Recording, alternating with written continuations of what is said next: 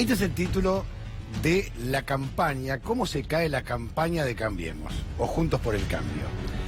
El gobierno, el oficialismo pretendía dejar de lado los temas de agenda de los argentinos para ocuparse solamente de la inseguridad y poner de relieve el combate a la inseguridad. Con un dato no menor, no conocemos el mapa del delito ni en la ciudad de Buenos Aires, ni en la provincia de Buenos Aires, ni en el país. No lo conocemos. Y Patricia Bullrich está convencida que la seguridad es represiva cuando la seguridad es preventiva. Desde hace un año a esta parte hemos visto cómo se incautaba droga, se quemaba droga, nos hablaban de narcotraficantes detenidos y la mayoría que está detenida es por la venta al menudeo de droga. Acá no han detenido a ningún Pablo Escobar Gaviria. Sí, durante años se detuvo, ustedes recordarán, en Pilar, a un narcotraficante conocido que era colombiano. Después, no más. Vamos a ver cómo este relato que pretende imponer como única agenda de los argentinos la inseguridad y la lucha con el narcotráfico se va cayendo, y esto lo vamos a demostrar con datos propios de la Procuración General de la Provincia de Buenos Aires. Son lapidarias. Vamos a ver qué decía primero Cristian Ritondo. Escuchémoslo.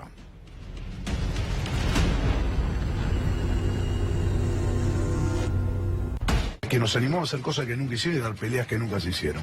Era convivir con la policía en la provincia de Buenos Aires, era convivir y no dar pelea contra el narcotráfico, porque se decía que estaba de paso, pero porque no se daba batalla. Y eso vos lo sabés muy bien. Si el narcotráfico en Argentina llegó donde llegó, es porque hay complicidad política, judicial y policial, y se miró para el costado. Y esa pelea la dimos. Y dimos la pelea contra las mafias. Y los principales delitos en la provincia de Buenos Aires son los que bajaron. Y si querés, te puedo decir, repasamos recién uno tremendo, podemos hablar de homicidios.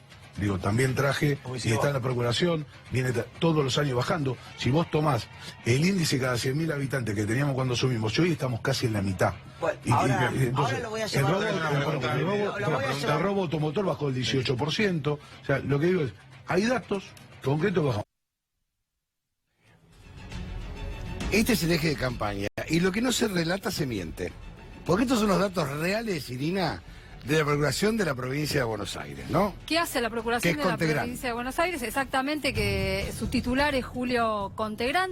La Procuración de la Provincia de Buenos Aires lo que hace es medir de acuerdo a las investigaciones preparatorias que se van abriendo, donde hay un delito identificado, donde hay un imputado identificado. Y acá te encontrás con una gran sorpresa. Son datos de la Fiscalía, ¿no? Que son las que encabezan investigaciones en la Provincia de Buenos Aires. Son datos de fiscalías que focalizan en una serie de delitos que son los que recoge el Fuero Criminal y Correccional.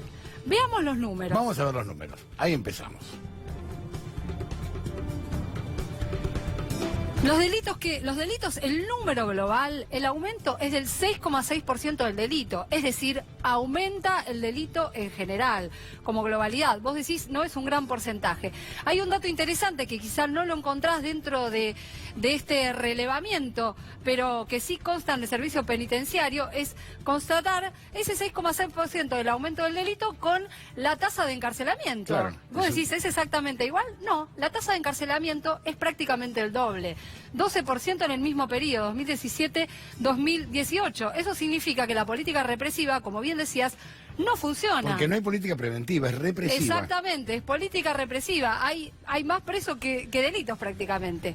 El total de delitos en el año 2017, 798.485. Que es una barbaridad. Que es muy alto, y en 2018, 850.908. Esta es la cifra global, pero vamos a ir desmenuzando delito por delito. Tenemos el hurto. El hurto. Este dato es fundamental, Irina, porque esto es el hurto para comer, es el robo de cosas sin romper absolutamente nada. Sin violencia física hacia ninguna persona. Exactamente. Esto realmente es para comer. Es el que representa el estado de situación, es el que representa, es un indicador de pobreza, vendría a ser, ¿no? En los países más pobres del mundo lo que más aumenta siempre es el robo, el hurto. ¿Por qué? Porque se roban, el hurto es robarse una manzana, pan. No es robar nada, no es violentar, es hurtar. Exactamente. 51.730 en el año 2017, 67.022 en el año 2018. Esto representa un 29 6,6%. En el caso de los robos sí incluyen violencia física, probablemente contra personas, 74.157 casos en el año 2017, 86.935 en el 2018. Esto implica un aumento del 17,2%. Vamos a aclarar siempre que estos son fuentes Ministerio Público Fiscal de la Provincia de Buenos Aires. Es importantísimo datos aclararlo, oficiales. Porque son las causas en trámite. Datos Esto oficiales. refleja lo que hay dentro, tramitando en el Ministerio Público Fiscal. Robo con arma, que el robo con arma vos sabés que además tiene una pena más alta, es un robo agravado. 51.408 casos en 2017, 53.348 en 2018. Esto implica un 3,8% de aumento de esta tasa de delito. Esto es importante destacar, porque la base de la campaña del oficialismo es precisamente la seguridad. Demostrar que todo esto que estamos viendo acá, que son datos oficiales, se redujo a partir de la gestión de Cambiemos en la provincia de Buenos Aires.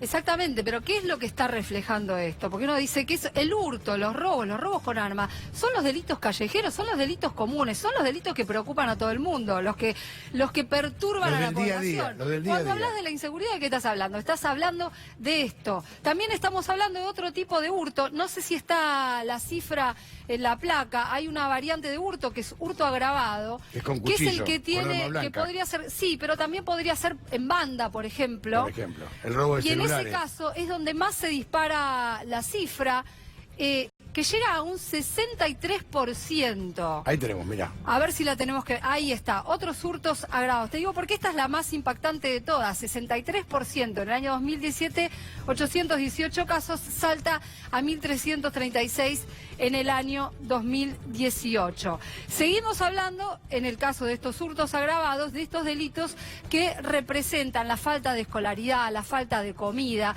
la pobreza en general, la marginalidad. En este tipo de delitos es que se ve reflejado esta situación. El número de secuestros extorsivos te va a parecer alto en cuanto a porcentaje, pero es bajo. El secuestro extorsivo es un fenómeno que está en declive.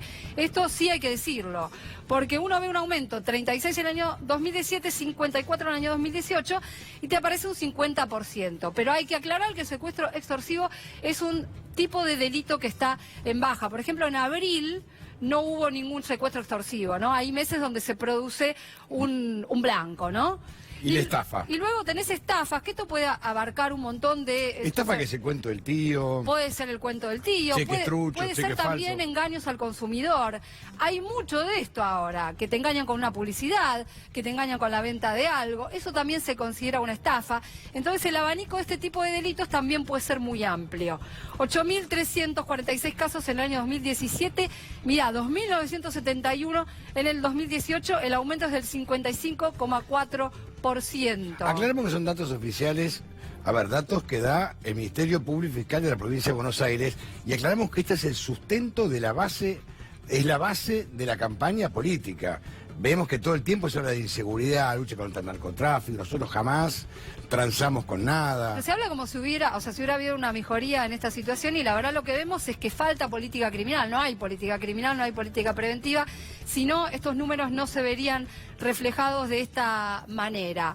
Homicidio en ocasión de robo. Ahí escuchábamos antes a Ritondo decir la cifra de homicidios baja. La tasa general de homicidios es posible que baje, es una tendencia general, no solo en nuestro país. Pero homicidio en ocasión de robo te vuelve a reflejar lo mismo que antes. 25% de aumento. Bueno, exactamente. En el año 2017, 32, en el año 2018, 40. Son pocos casos, no dejan de ser justamente dentro de las variantes de homicidio un aumento del 25%.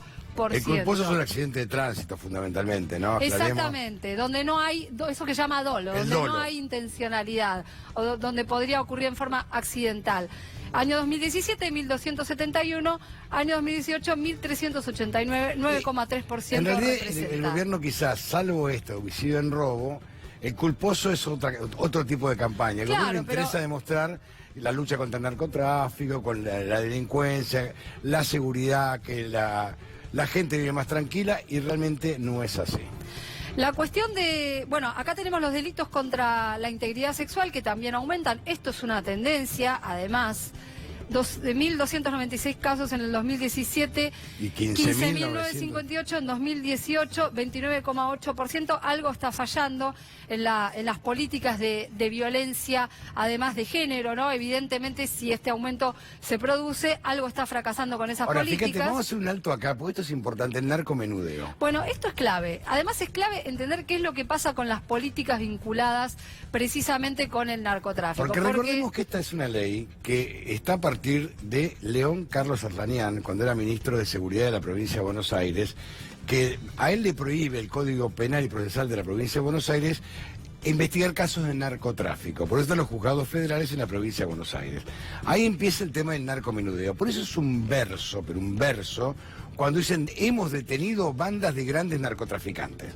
No, se detiene a partir del narcomenudeo. Venden a quien vende 10, 15 porros, ravioles de cocaína. Indicador de pobreza. Claro. Exactamente. El narcomenudeo es eso, o sea, todo esto que ves, estos son números, o sea, quizás después se jactan de tener una gran política de drogas, pero en este caso lo que hacen es, la mayor parte, muchas veces son detenciones de perejiles, de gente que está revendiendo, o gente incluso, tenencia para consumo. De todas las cifras, ¿sabes cuánto es la tenencia para consumo? Las detenciones, o sea, las cantidades de causas, 24% de las causas. Tenencia para consumo personal. Hay un fallo de la Corte que dice que no se puede perseguir, que no se debiera perseguir. Bueno, en este caso el narcomenudeo tenés un 33,1% de aumento. Es otro reflejo de la pobreza y de la marginalidad. Gracias, Irina. Pedro Brieger, Pedro. Seguimos con la institucionalidad en Europa, porque en el Reino de España hoy en las Cortes hubo un debate para ver si Pedro Sánchez del Partido Socialista Obrero Español conseguía la mayoría para ser investido presidente del gobierno. No lo consiguió. 124 votos a favor, 170 en contra, 52 abstenciones. El jueves va a haber una segunda votación, necesita 175, la mitad de las Cortes para ser investido como presidente del Reino de España. Con la abstención de Podemos, de Unidas Podemos, no logra la mayoría. Ahí hay una negociación. El PSOE le está diciendo a Podemos, negociemos, veamos cómo lo podemos lograr. Desde Unidas Podemos le dicen, miren, nosotros no somos un simple decorado. Si ustedes quieren realmente que formemos un gobierno juntos, está bien, Pedro Sánchez va a ser el presidente del gobierno, pero nosotros tenemos que formar parte del gobierno y no ser un simple decorado. 48 horas infartantes en el Reino de España. Si no, habrá que convocar a nuevas elecciones. Hablando de infartos, infartante la situación en Puerto Rico. ¿Saben ustedes? Hay una nueva forma de saber la hora en Puerto Rico. 8 de la noche suenan las cacerolas. Cuando suenan las cacerolas, todo el mundo sabe que son las 8 de la noche. Ahora son una hora menos en Puerto Rico, están sonando las cacerolas pidiendo la renuncia de Ricardo Rosselló, el gobernador de Puerto Rico. Gigantescas movilizaciones. Recordemos que el cantante Ricky Martin, René Pérez de Calle 13, más conocido como Residente, están al frente de las movilizaciones. Para mañana están convocando un paro nacional. Recordemos, chats que estuvieron circulando homofóbicos, racistas, denigrantes y además mucha plata que aparentemente llegó a Puerto Rico después del huracán María y nadie sabe dónde fue a parar. El gobernador Rosselló se está quedando solo, ya hubo varias renuncias y la música que estamos escuchando justamente es de Residente, René Pérez, pidiendo la renuncia directa del gobernador de Puerto Rico. Muchísimas gracias, Pedro. Pero ¿cómo es esto que va a haber? A ver, quiero leerlo bien porque no quiero equivocarme. Hay recuperación, pero habrá recesión, dice el FMI. Es como es el FMI, tenemos un discurso adaptado a cada necesidad. Y si no, tenemos al directorio que va para un lado y a los cuerpos técnicos que escriben otra cosa. Pero hoy se conoció lo que es el pronóstico de del FMI para toda la economía del mundo y por supuesto tiene un capítulo sobre Argentina. Es muy interesante ver los números que plantea el FMI. Venía algo adelantado ya cuando se aprobó la última revisión del acuerdo con Argentina, porque ya incorporó varios de estos ajustes. En 2018 decía que la economía argentina iba a crecer este año 1,5% y 2,5% el próximo año. Esto lo dijo en 2018, sí, cuando negociamos los primeros acuerdos. Esto no es lo que pasa, esto es lo que dice ahora que va a pasar, todavía puede ser peor. Este año pronostica una caída de 1,3% y para 2020 pronostica un crecimiento de 1.1%, menos de la mitad de lo que pensaba en 2018, la mitad del anterior informe. Pero eso dice. Dice, pero además, vos fijate, caes 1.3, recuperás 1. No se está hablando de crecimiento, no. Se está hablando de recuperar algo de lo que está cayendo en la economía. Pero que digo, perdiste 0,2, por ejemplo. Sí, no está en línea, pero saliste empardado. Empatamos. Mirá qué interesante lo que pone en el panorama económico mundial. Esta es mi preferida. A ver. La inflación subyacente se ha situado por debajo de los promedios históricos en muchas economías de mercado emergentes y en desarrollo, salvo en contados casos, como los de Argentina, Turquía y Venezuela. Argentina y Venezuela, los peores del continente. Había miedo de terminar como Venezuela. El FMI dice que te le pareces que sos Venezuela. Muy sos parecido. uno de los contados casos donde la inflación no se logra controlar. Y esto es lo mejor, ¿no? En 2018 decían que este año íbamos a tener 17% de inflación. Ahora asumen un 40.2% de inflación. El mercado cree que va a ser más alta, ¿eh? Sí, ¿no? Y si vos proyectás lo que pasó en estos primeros meses, te da algunos puntos encima. Pero bueno, esto, digamos, es una visión medio conservadora de lo que puede pasar. Para el próximo año, 13% de inflación esperaban, según Ahora, los tengo una primeros pregunta. acuerdos. Discúlpame, ¿quién le daba estos datos realmente? ¿Quién los hace? ¿Los equipos técnicos? No, estos son la base de la negociación de los acuerdos entre Argentina y el FMI. Cuando se sentaban los técnicos y decían, bueno, ¿qué va a pasar en la economía argentina? Y decían lo bien que iba a ser el acuerdo con el FMI. Esto era lo que te decía. Estas son las famosas bases sólidas. Claro, si vos decías, si yo firmo el acuerdo con el FMI, en 2019 voy a tener 17% de inflación y en 2020 Casi voy a tener 13% anual, de inflación. Claro. 40% para este año, 32.1% para el 2020. Pero lejísimos de poder alcanzar una cifra racional de inflación.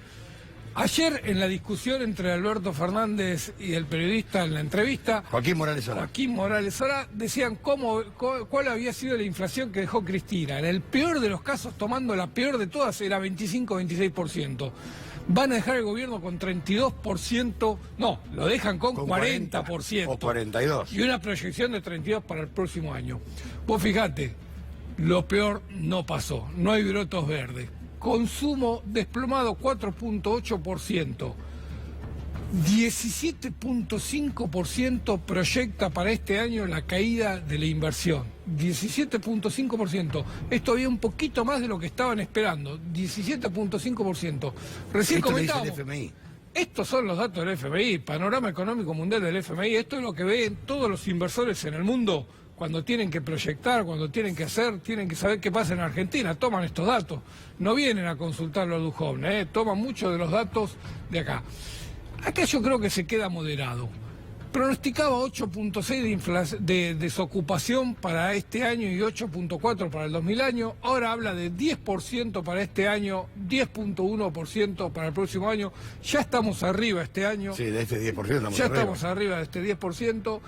Y para el próximo año la tendencia no es de creación de puestos de trabajo, ni aún se aprueban esa famosa reforma laboral, todo lo contrario, va a ser de expulsión de mano de obra, por lo menos en estos próximos meses, porque seguimos a un ritmo de destrucción de empresas muy, muy alto. Así que no hay ninguna expectativa de que se recupere el empleo, por lo tanto es también conservador este 10% que pronostican para el próximo año. Son los datos del FMI. Ahora, ¿qué dice López Obrador del FMI? Vamos a escucharlo, porque la verdad que fue durísimo hoy a la mañana respecto al Fondo Monetario Internacional, pero mejor que yo, que se lo diga él. Claro. Usted ya no sostiene la apuesta para el 2% para este año. Sí, yo sigo igual. Mire, no les tengo mucha confianza a esos organismos, con todo respeto. Esos organismos fueron los que impusieron la política económica neoliberal, que causó muchas desgracias en México. Todos esos organismos deberían de ofrecer disculpas al pueblo de México y hacer la autocrítica. Es decir, lo que propusimos resultó un fracaso y causamos un grave daño a los mexicanos. Con todo respeto, dice el presidente de México, Andrés Manuel López Obrador, el Fondo Monetario Internacional debería pedir disculpas por imponer políticas neoliberales que causaron muchas desgracias. Palabras del presidente de México. ¿Se acuerdan cuando decían que había un nuevo Fondo Monetario Internacional, casi como benévolo, que iba a ayudar a la gente? Bueno, parece que el presidente de México no cree en eso. Gracias, Pedro, y también íbamos a llamar a Cristina Lagarde. Vos sabés que el FMI pidió disculpas, de alguna manera, a Argentina, creo que fue antes del 2010, cuando hizo un informe donde analizó el fracaso de las políticas para Argentina y puso todos los errores que cometieron en el 2001 y que llevaron a la crisis de 2001. Así que una vez, pero vuelve con las mismas recetas. Sí. Dentro de 5 o 10 años vamos a tener al FMI evaluando los errores que cometieron en el 2018 y 2019 en Argentina, pero va a ser tarde porque todo el daño ya está provocado. Lo que generaron en México, el nivel de pobreza que generaron en México, el nivel de atraso que generaron en México con todas las políticas neoliberales que llevaron adelante, es lo que permitió ahora ganar a López Obrador, porque la gente dijo basta. Y está atacado López Obrador por toda la derecha internacional, por todos los grandes grupos mediáticos internacionales, están dándole un ataque muy fuerte al gobierno, intentando que no abandone esas políticas Recordar neoliberales. también que Carlos Slim ya amenazó con que se va de México. Es el muy dueño de la fuerte, cadena está más muy hackeado. importante. Es un presidente que va a tener una presidencia muy complicada. Así como antes se decía, solo un gobierno peronista termina en Argentina, dentro de poco vamos a decir, un gobierno peronista no va a poder terminar en Argentina si sigue con este nivel de agresión los grandes grupos concentrados atacando a las democracias en los países. Muchas gracias. Ahí viene, entra a la cancha Juana Morín, se va el querido amigo, la conexión.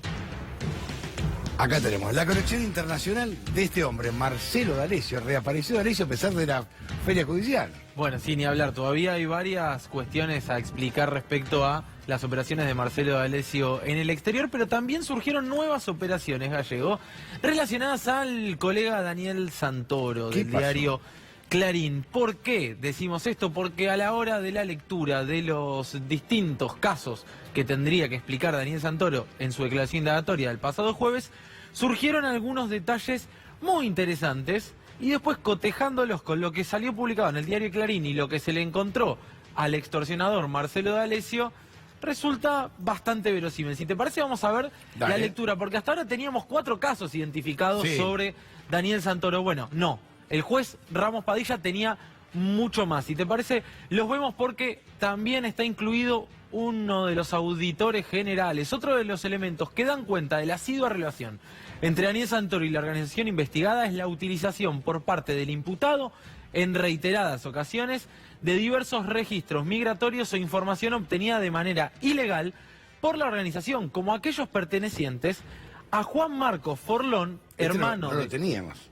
Exactamente, hermano de Juan Ignacio Forlón. Juan Ignacio Forlón es el auditor general de la Nación. Ojo con esto. Tal como se anticipaba en el documento hallado en el domicilio de Marcelo D'Alessio de febrero de 2018, o los registros migratorios y del Registro Nacional de las Personas de Pablo García Arrébola, que fueron hallados también en la computadora de D'Alessio. Arrébola relacionado a la aduana. Ahora, hasta acá no sabemos Santoro. Son nuevas imputaciones y ahora te voy a mostrar algunos artículos que salieron publicados relacionados a Juan Ignacio Forlón. Del mismo modo, otros elementos que dan cuenta de dicha vinculación son los hechos que habrían perjudicado a Victoria Munín, Roberto Porcaro, Víctor Palomino Cita, Saturnino Costas y Gabriel Traficante, en los que de diversas formas se los menciona como parte de la organización o de maniobras vinculadas a exigencias dinerarias o de algún reclamo a cambio de evitar publicaciones periodísticas que llevaran el nombre de Daniel Santoro. Hasta el momento que teníamos más claro era de Traficante nosotros, ¿no? Gabriel Traficante. Y de Bruce Adobat también. Y de Bruce Adobat, sí, que habían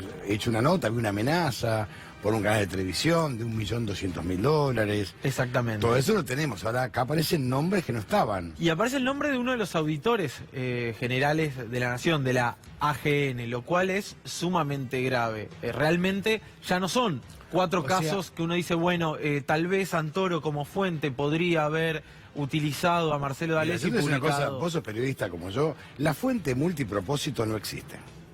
Vos tenés una fuente acá, y cotejás la fuente, chequeás la fuente, más cuando viene muy suelto de cuerpo, armado, dices soy de la DEA, ya empezás a desconfiar. Es como que te digan, soy de la CIA y sos Maxwell Smart, estás lejos de James Bond. O sea, tenés que empezar a investigar, a chequear tu fuente, mucho más en temas tan sensibles como este. Bueno, es como decíamos, de mínima hay un mal ejercicio del oficio, de mínima. De Digo, mínima. si realmente querés pensar bien, se ejerció muy mal el oficio en este caso. Pero escribiste un libro de obra pública con letra de alguien. Si querés ir un poquito más lejos, indudablemente hay algunas cuestiones que ya son judiciables. Pero si te parece, vamos a ver qué decían sobre Juan Forlón, insisto.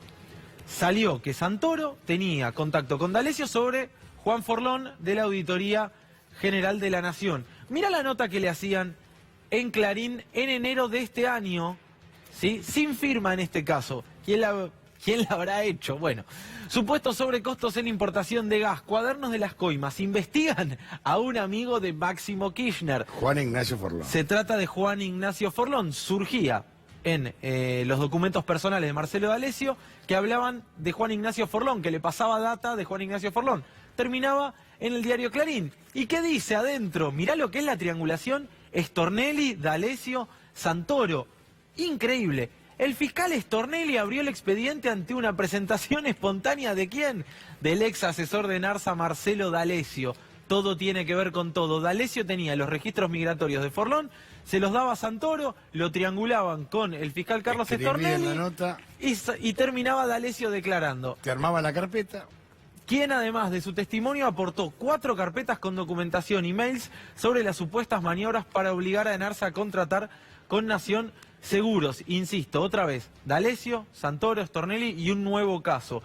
Y yendo un poco más atrás en el tiempo, si se quiere, ¿recordarás vos el video que publicó el cronista del programa Animales Sueltos que recordaba a D'Alessio? Sí. No sé si te acordás de esa escena en donde Marcelo D'Alessio se levanta en un restaurante, el propio cronista lo refiere, Ahí así está. es, habían ido a buscar a Fariña y el tipo dice, a mí me parecía que este era Marcelo Sebastián D'Alessio, dijo el cronista, que vino a amenazarnos presentándose como alguien relacionado al Ministerio de Justicia. Había Seguridad, dicho me parece que era seguridad. que le mostró el arma y le dijo, retírense de acá, no tienen nada que filmar porque se estaban juntando con Leonardo Fariña. Bueno, mira la foto de ese encuentro, no se le había visto la cara. Bueno, acá está, más claro imposible.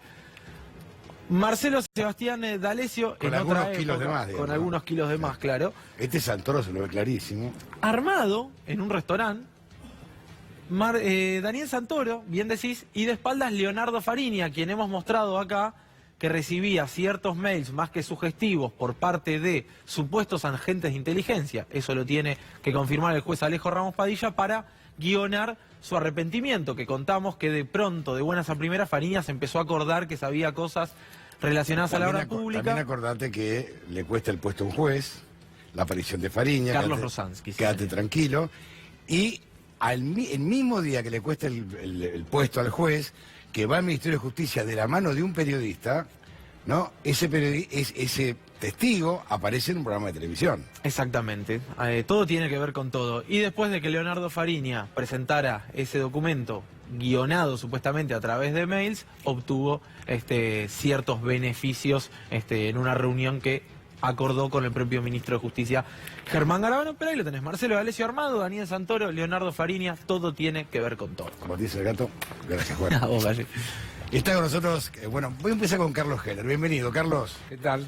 ¿Cómo es esto del crecimiento con recesión? Realmente es muy loco estos informes del fondo. No, no es loco, es dramático. Es diría sí. yo, porque, el fondo es una cosa muy especial porque en definitiva explica los resultados de la aplicación de sus políticas. Es algo así como que no tuviera nada que ver y te dice, bueno, teníamos este dato, ahora lo corregimos, va a ser un poco peor. Sí. La inflación va a ser un poco más. el producto caída más grande, más profunda. va a caer un poco más, el desempleo va a crecer y todo parece que fuera, como le gusta decir al presidente, cuestiones de las tormentas, es decir, son los problemas climáticos, los accidentes, etcétera. No, acá hay una política, por eso está muy bien vincularlo con lo que dice el presidente de México, porque esto te muestra que se trata de una política global, que no se trata de una política para la Argentina. Y bueno, creo el que... fondo es esto. ¿Cómo? El fondo es esto. Claro. Siempre estuvimos en el Pero fondo, ten en terminamos cuenta mal. Que el gobierno argentino ha dicho una y otra vez que este no era el programa del fondo, sino que este era el programa del gobierno argentino, que el fondo lo que hacía es darle financiamiento. Es decir, no es que este gobierno está siendo sometido por el fondo, sino que este gobierno está siendo ayudado por el fondo, porque tienen coincidencia de planes y de objetivos. Hoy hay una nota muy interesante en ámbito financiero que firma Burgueño, donde Burgueño relata que esta última ayuda, entre comillas, que el fondo le da a la Argentina, que entre paréntesis tiene una particularidad. 20 minutos demoró el Fondo Monetario en sacar una comunicación diciendo que aprobaba los últimos cambios que el Banco Central hizo en materia de regulaciones financieras. Récord. 20 minutos. El Fondo Monetario.